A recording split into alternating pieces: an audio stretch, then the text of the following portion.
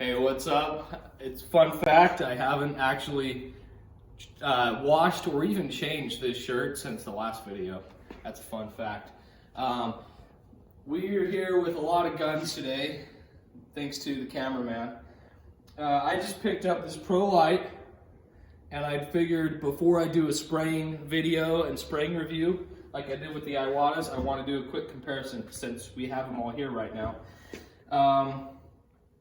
I'm probably going to mainly compare it to the W400 because that's what I'm familiar with, and admittedly I'm a fanboy, complete fanboy. So I made a little list because I get distracted easily. There are a few things about it that are the same. They have this inline air valve. So the air valve is actually built around the needle. Unlike, I mean, all of these guns do, but unlike the SATA, where the air valve sits below here and the needle's above here. The older GTIs and then the regular Devilbiss Pro are this style, as well as newer SATAs and stuff, even the 1500 Solve and the 5500, they have that style. I don't like it because it kind of has a higher bore axis, whereas you grab this, your finger's right, your pointer finger's almost pointing to where it's going to spray. So I really like that about the Prolite. Second thing is that it has an internal pressure adjustment. There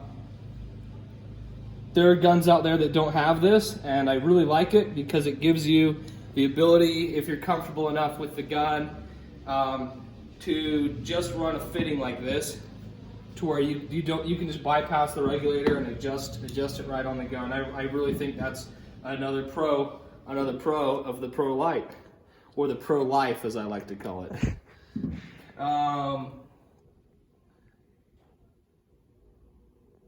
The fact that both of these guns, actually everything but SATA, this is turning into just a SATA bashing video, honestly. But I hate this stupid freaking fan control on the side. It's just a pain in the ass. I don't like it. And if you go left-handed, you have the tendency to bump it sometimes and mess with your adjustment. And I think it just is an eyesore. It just looks ugly. I don't like it. Don't like it. So the fact that neither of these guns have that stupid shit is awesome to me. Now the cons. The cons of this is it has proprietary threads. So if you get a Devilbiss, you have to get a Devilbiss cup. You can't just go to Harbor Freight and get a Harbor Freight cup. And for example, this is one of the cups I've been running for a long time. This is actually a SATA cup, I believe. And it has this old NR95 has the same threads as the W400. So I'm running Harbor Freight cups on all these. I actually am kind of a nerd. I kind of prefer them. I don't know why. But anyways, just know if you get Prolite or any Devilbiss really, you have to get a Devilbiss cup. So I wasn't aware of that. I thought I could just go willy-nilly with some Harbor Freight shit, but I can't. Cons, this could be a pro or a con depending on what you're used to, and it's probably more just something to do with training. If you look at me on these adjustment knobs, these air adjustment knobs, they move real quick. So it's like you turn it a little bit and it's gonna move a lot. On the bottom too, look how fast that threads in. Versus these, you kind of have a more fine of an adjustment. Like you can kind of go ahead if you're spraying and you don't like it, you can give it a quick turn and you don't have to be as delicate because the pitch on the threads isn't quite as steep. Another con is there's no hook on it. So if you run these PPS style things, and you don't have a cup on it to hang them up like these, you can't just go hook it up like that. This, I don't know what the hell am I supposed to do with that. I guess I just have to throw it on the table. The fourth con is the baffle. I have used an old GTI Millennium before. And I has a similar baffle setup, although I haven't shot this one. And I just don't like having to deal with it. I don't like having to deal with the seal. I don't like the fact that there's a seal between here and then this piece is plastic. So you can't just soak the head in thinner. Whereas this one here, it's all metal. The air actually comes up around here and the cap just threads right on it, and there's just one piece in this cap. It's a seal, and it also holds the cap to the ring. So it's all just super simple on these.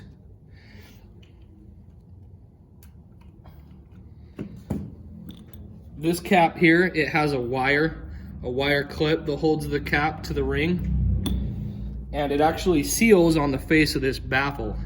So I don't know, I think it's cool that this has a seal and a retainer that's like one piece. It's just simple, but continue on. The things I like about it, man, I feel like I'm giving a presentation in front of the classroom. The class presentation. So something I really like about it is the fact that the adjustment knobs on it are really big. They're bulky. They have some good knurling on them. If you compare it to these, they're just bulkier, bigger, heavier knurling, especially from the side.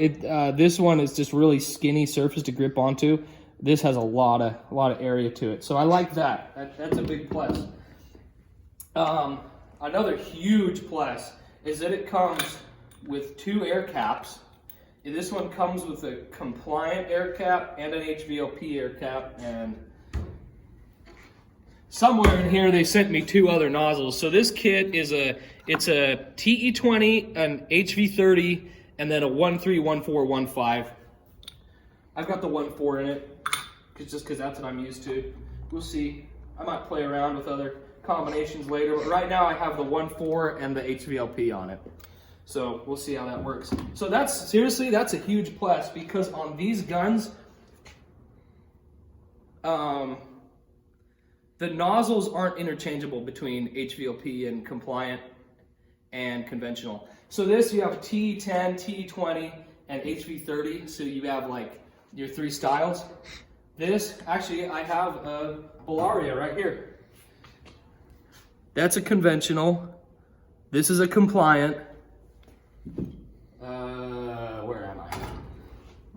That's HVLP. So the nozzle is actually proprietary to what style of gun it is.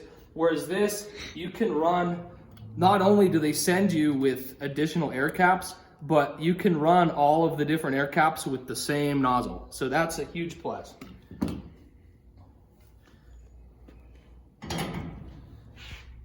And just the fact that if you wanted to swap out nozzle and air cap on these guns, not only would you have to choose what style of nozzle you want, but you'd also have to choose the fluid tip size.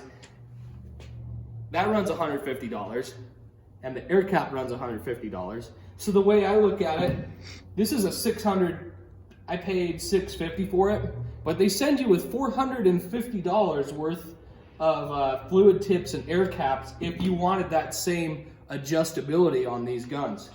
Huge plus.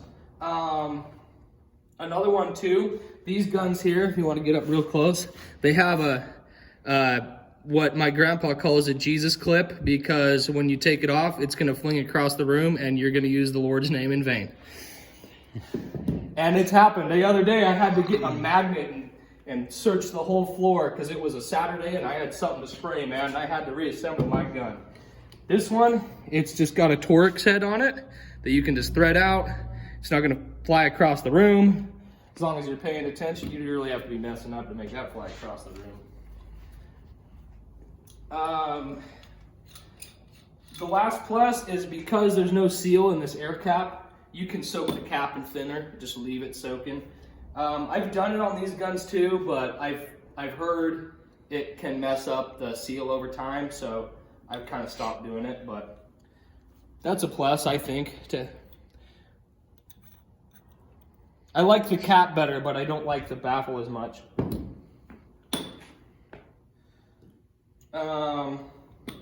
So I'm going to compare it to the Segola real quick on a couple points.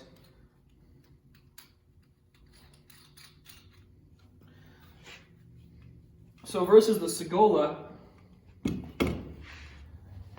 and the air cap's almost identical on these guns. It doesn't have that stupid baffle in there. It doesn't have that stupid seal. It's just like the Iwata, where it's a body and a nozzle, and that's it. So, plus on the Segola, I was comparing this cap to the TE20 they sent me with. Look at the height. Look at the width. Look at the air holes on the side, air holes on the front. I think this Segola Titania cap is going to be very close to the TE20. So we're going to spray these side by side, but I'm going to do this review first. And I have no else to say. Go to hell.